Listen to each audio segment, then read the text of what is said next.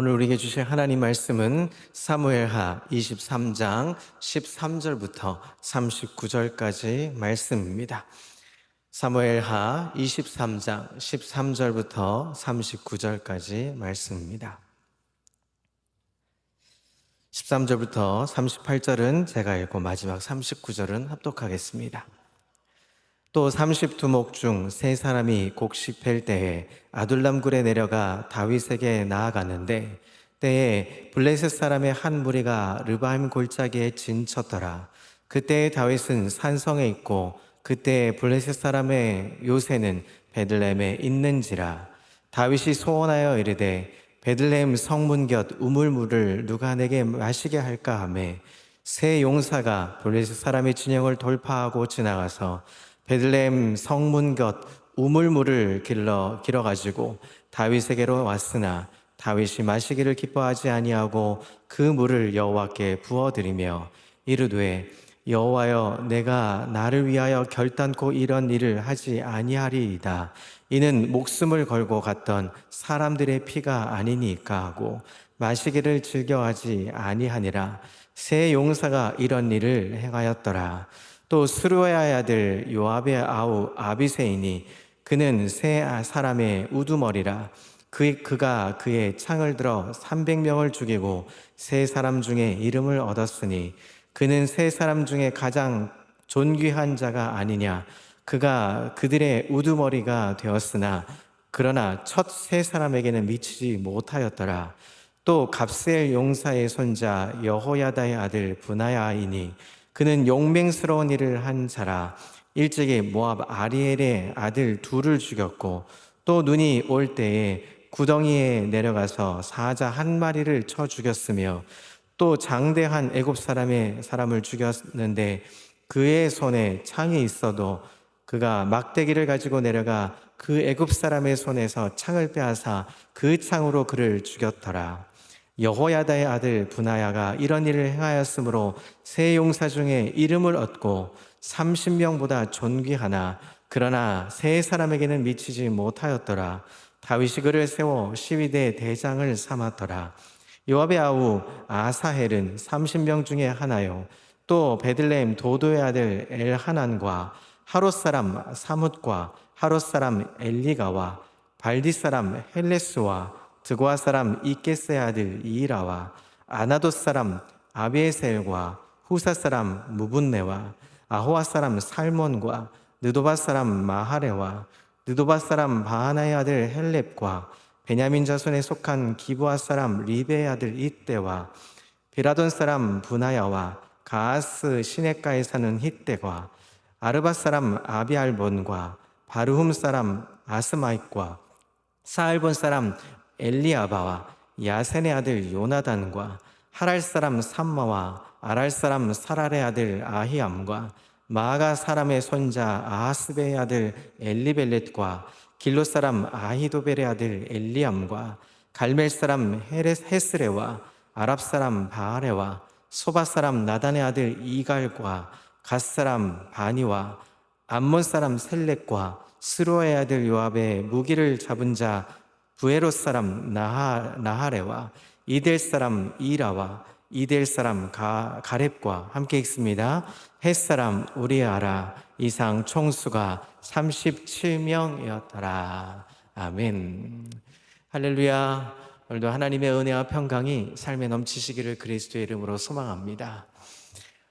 다윗왕, 하나님의 합한 사람으로 충성되이 하나님께 맡기며 그 삶을 살아왔습니다. 그런데 그 삶의 면면을 보면 참 행복했던 것 같습니다. 오늘 우리가 이름도 잘 기억이 안 날 만큼 잘 모르는 이름들이 등장하죠. 이 사람들은 다윗의 이 충성된 신복들이었습니다. 신하들 중에 가장 충성되이 불려졌던 37명의 사람들의 이름을 이렇게 성경에 기록되어 있습니다. 여러분, 충성된 사람은 임금과 신하의 계급과 관계없이 정말 끈끈하게 연결되어 있죠. 그것은 그 임금이, 그 왕이 하나님의 합한 사람이었기 때문입니다. 여러분, 사람됨이 중요하다고 말하죠. 그 사람을 보면 정말 사람이 정말 잘 됐어, 뭐 이렇게 평가를 하지 않습니까? 그런 몇몇 일을 보면 어떤 지위나 어떤 계급 이런 거 상관없이 그 사람의 내면에 있는 가지고 있는 성품으로 사람들을 평가하는 모습들을 종종 봅니다. 어느 위치에서든 정말 발휘되는 리더십은 지위나 계급이나 명령으로 되는 것이 아닙니다. 오늘 다윗의 이 37명의 용사의 이름들, 여러분 그 이름들의 모습을 보면 그 사람의 사람됨을 결정하는 성품이 리더십의 성패를 좌우하게 되는 것을 보게 됩니다. 정직하고 겸손하고 온유하고 정의롭고 자비로운 이 성품이 형성될 때 그 사람과 그 사람 곁에 있는 무리는 강하게 끈끈하게 연결될 수 있는 것이죠. 리더에게 진정한 힘이 되므로 큰 일을 하는 리더십이 형성되는 것입니다. 오늘 본문에 보면 37명, 37명의 용사들이 등장합니다.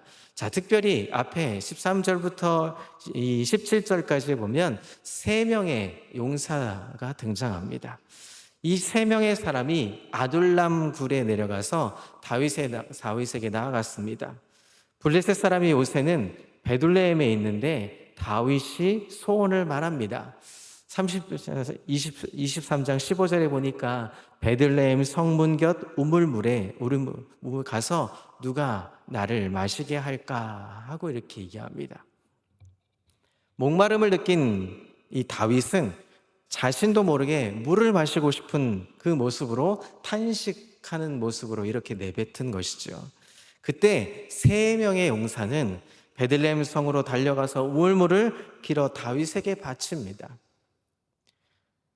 자, 이 장면을 보면 그게 그렇게 대수롭지 않아 보일 수 있습니다. 신하가 왕을 위해서 물을 길러다 주는 건 참 좋은 일이죠.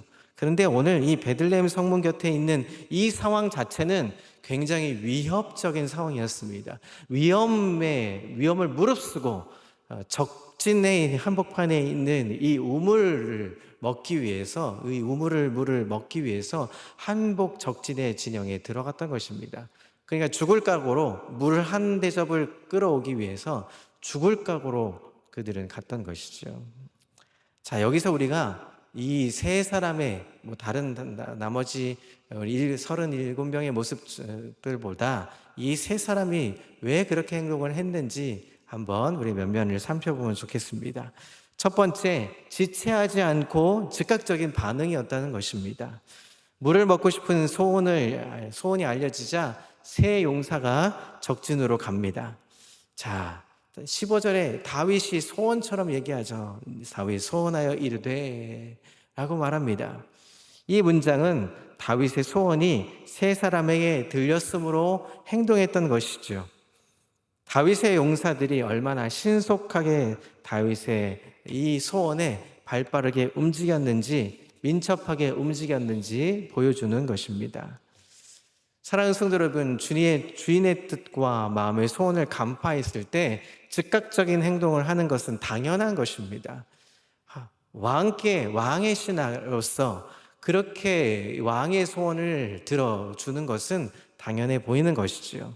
그렇기 때문에 다윗의 나라가 튼튼하게 40년을 그렇게 버틸 수 있던 것입니다. 우리는 주님의 나라를 위해서 살아가는 사람들입니다. 주님의 백성이고 주님의 왕 같은 신하의 모습으로 우리는 충성된 종으로 살아갑니다. 제자로 불리지기도 하지요. 그렇다면 우리의 행동은 어떠해야 될까요?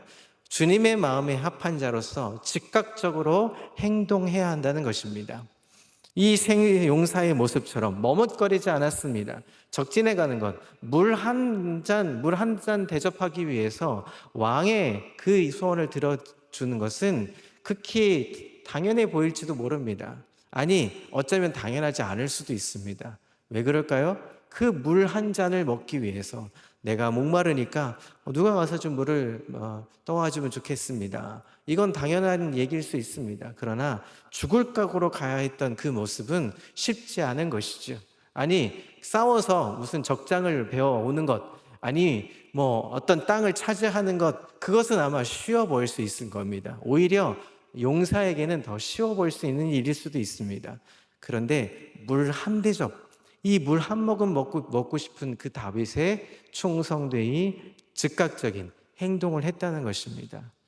우리의 삶은 어떻습니까? 하나님의 마음에 합한 자로 살기 위해서, 주님의 백성된 자로 살기 위해서 우리는 얼마나 즉각적으로 행동하고 계십니까? 오늘 하루의 삶 주시는 삶에 정말 하나님의 마음에 합한 자로서 즉각적인 행동으로 주님의 마음을 시원케 할 수 있는 우리 기쁨의 하루 되실 수 있기를 그리스도의 이름으로 소망합니다. 마태복음 8장 21절에도 이렇게 말합니다. 제자 중 또 한 사람이 주님께 드립니다. 내가 먼저 가서 내 아버지를 장사하게 허락하옵소서. 마태복음 8장 22절에도 예수께서 이르시되 죽은 자들이 그들의 죽은 자들을 장사하게 하고 너는 나를 따르라 말합니다. 중요한 것이 있을 수 있습니다. 그 상황 속에서는 되게 중요해 보일 수 있습니다. 그러나 주님을 따르는 것보다 더 중요한 일은 없는 것입니다. 오늘 하루 우리가 다른 모든 일들을 하는 그 속에 주님의 마음이 어떠한 것인지를 깨달을 수 있고, 주님의 마음을 시원케 할 수 있는 은혜의 삶, 제자로서의 부르심의 삶, 하나님의 백성으로의 삶을 살기를 그리스도의 이름으로 소망합니다. 두 번째, 그들의 모습 속엔 어떠했습니까? 16절에 보니까 이렇게 말합니다. 세 용사가 블레셋 사람의 진영을 돌파하고 지나가서 베들레헴 성문 곁 우물물을 길러가지고 다윗에게로 나왔으나 다윗이 마음을 마시기를 기뻐하지 아니하고 그 물을 여호와께 부어드리며, 장애물을 돌파하는 행동의 모습을 보게 됩니다. 적진의 진영으로 돌파해 갔습니다. 목적대로 성문 곁 우물물을 길어가지고 다윗에게로 왔습니다. 얼마나 용감한 사람들입니까? 블레셋 사람의 진영, 적진을 뚫고 들어가서 지금 우물에 있는 물을 길러 왔습니다.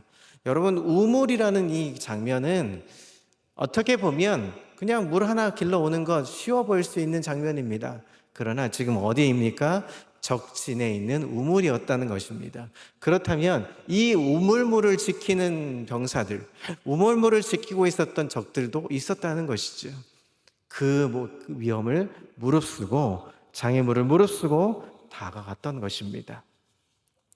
다윗의 충성된 세 사람은 거칠 것이 없었던 사람들이었습니다. 용기백배한 사람으로서 장애물이 있건 여러 가지 기술의 장애가 있건, 여론의 장애가 있건, 사람의 장애가 있건, 그것이 거칠 것이 없었던 것입니다. 사랑하는 성도 여러분, 충성이란 무엇일까요? 두고 길이 막히면 그냥 주저앉아 버리는 것이 충성입니까? 아닙니다. 충성은 막힌 길이 있으면 뚫는 것이 충성입니다. 무언가 걸림돌이 있다면 그것을 치워버리고 나아가는 것이 충성이라는 것입니다. 제자들은 어떤 모습입니까? 하나님의 말씀에 순종하며 거칠 것이 없어야 합니다. 말씀에 걸림돌이 되는 장애물들은 치워버려야 합니다. 우리가 주님께 나아가는 것에 뭔가 걸리게 만들어진 요소가 있다면 제거해 버리십시오. 근심이 있습니까? 두려움이 있습니까? 걱정이 있습니까? 염려가 있습니까? 장애물들을 치워버리십시오. 그리고 하나님 앞에 나아가는 것입니다. 세상 앞에 달려가는 것입니다. 하나님 앞에 달려가는 것입니다. 그것이 충성이라는 것입니다. 사랑하는 성도 여러분, 오늘 충성하며 주님께 사는 기쁨의 하루 되시기를 그리스도의 이름으로 소망합니다. 세 번째, 17절에 보면 이렇게 말씀합니다. 이는 목숨을 걸고 갔던 사람의 피가 아니니까. 이렇게 다윗이 오히려 그 충성된 세 사람의 모습 속에 이 물을 마실 수 없어서 하나님께 드리는 장면이 등장합니다. 이 세 사람의 모습은 어땠습니까? 목숨을 걸고 목표에 집중하는 모습을 보였다는 것입니다. 다윗이 이 세 사람의 행동을 피 흘림의 행동으로 보았습니다. 죽을 각오로 갔던 모습으로 보았습니다. 목숨을 걸고 갔던 세 사람의 피와 같은 것이었습니다. 그러니 다윗이 어떻게 이 물을 마실 수 있었겠습니까? 그래서 하나님께 이 피를, 피와 같은 이 물을 하나님께 드리는 모습, 얼마나 은혜롭고 감명 깊은 모습 아니겠습니까? 그런데 이 세 사람은 우물물을 마시길 원하는 다윗 왕의 뜻에 관심을 두고 있었던 것이죠. 우물물의 가치가 아니라 피 흘림의 가치로 이 물을 평가하는 것입니다. 사랑하는 성도 여러분, 충성된 모습으로 살기 위해서는 우리의 희생의 대가가 필요한 것입니다. 때로는 우리가 피 흘려야 하는 것입니다. 주님께 나아갈 때 이 영적인 전쟁터에서 수도 없이 많은 이 어둠의 권세 앞에 우리는 싸워 이겨야 합니다. 그러나 때로는 그 이길 때 우리는 피도 나고 상처도 나고 아프기도 합니다. 때로는 하나님께 나아가는 것이 주저주저 할 때도 있을지도 모릅니다. 어떻게 보면 이 어둠의 권세 앞에 맞아서 아프기도 하고 쓰리기도 합니다. 그러나 끝까지 가는 것입니다. 그 피 흘림이 있을 때 그 피 흘림으로 하나님은 기뻐하시는 것입니다. 그리고 결국 이김으로 나아갈 수 있었던 것입니다. 충성은 목표를 향해서 희생이 있을 망정 끝까지 달려가는 것입니다. 사랑하는 성도 여러분, 오늘 우리가 끝까지 충성할 수 있는 모습으로 살기를 그리스도의 이름으로 소망합니다. 때론 주님께 나아갈 때 주님은 우리에게 침묵하십니다. 말씀하시지 않습니다. 때로는 우리에게 어떤 마음으로 다가가는지 이해하지 못할 때도 있습니다. 이 작은 머리로 하느님의 마음을 제대로 이해하지 못할 때도 있습니다. 그러나 오늘 마태복음 10장 38절은 이렇게 말합니다. 자기 십자가를 지고 나를 따르지 않는 자도 내게 합당하지 아니하니라. 누가복음 9장 23절에도 누구든지 나를 따라오려거든 자기를 부인하고 날마다 자기 십자가를 지고 나를 따를 것이니라 말씀합니다. 그리스도의 나라를 위해서, 하나님 나라를 위해서 우리가 사는 것은 우리가 그렇게 하나님께 우리의 십자가를 지고 나아가는 것, 희생의 모습으로 나아가는 것, 하나님께 목표를 향하여서 나아갈 때, 우리가 정말 집중하여 나아갈 때 때로는 고난도 찾아오고 힘듦도 찾아오지만 끝까지 우리가 올인할 때 하나님 우리에게 기쁨의 영광으로 나아가게 만들어주시는 것입니다. 세 사람은 이렇게 우리에게 모델로 보여주고 있는 것이죠. 사랑하는 성도 여러분, 사명이란 무엇일까요? 자기의 하는 일에 대해서 목숨을 걸고 좋아하는 것이 바로 사명의 모습인 것입니다. 자기의 하는 일에 목숨을 걸고 나아가는 것이 사명이라면, 우리가 하나님께 목숨을 두고 나아가는 것이 우리의 사명이라면 그 사명을 감당할 수 있는 충성이 있기를 그리스도의 이름으로 소망합니다. 그래서 무슨 일이 있어도 오늘은 충성, 무슨 일이 있어도 오늘 충성스러운 모습으로 하나님께 달려갈 수 있기를 소망합니다. 이 마음의 고백을 하면서 달려갈 수 있는 우리 모든 평강의 성도들 다 되시기를 그리스도의 이름으로 소망합니다. 여러분, 충성이라는 단어를 검색하다가 보니까 어떤 시 한 편이 딱 눈에 들어왔습니다. 그 시가 이관용이라는 시인이 쓴 목숨을 걸고라는 시가 있습니다. 이 시에 두 문장이 저에게 마음에 딱 다가왔습니다. 이 땅에서 참된 연애를 하려거든 목숨을 걸고 연애를 해야 한다. 이 땅에서 좋은 선생이 되려거든 목숨을 걸고 교단에 서야 한다. 뭐든 진짜가 되려면 어떻게 해야 합니까? 목숨을 걸어야 하는 것입니다.